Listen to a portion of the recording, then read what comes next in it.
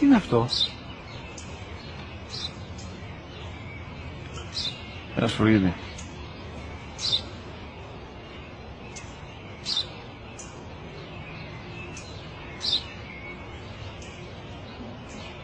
Τι είναι αυτό?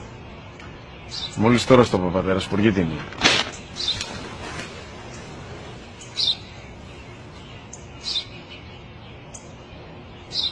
Τι είναι αυτό?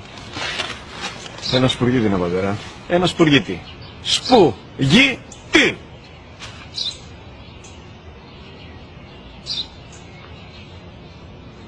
Τι είναι αυτό? Γιατί το κάνεις αυτό το πράγμα, μπορείς να μου πεις? Τόσες φορές σου είπα, είναι ένα σπουργίτη. Δεν το καταλαβαίνεις. Πού πας?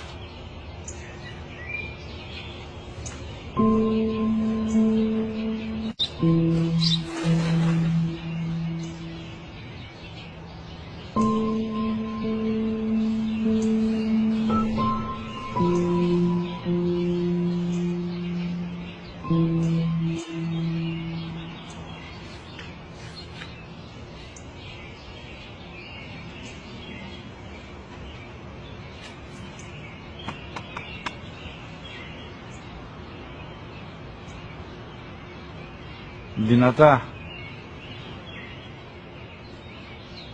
Σήμερα ο μικρός μου γιος που πριν λίγες μέρες έκλεισε τα 3 καθόταν μαζί μου έξω στο πάρκο όταν ένα σπουργίτη ήρθε και κάθισε απέναντί μας.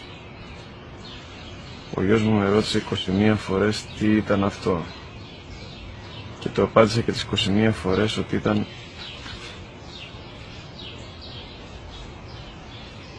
ένα σπουργίτη.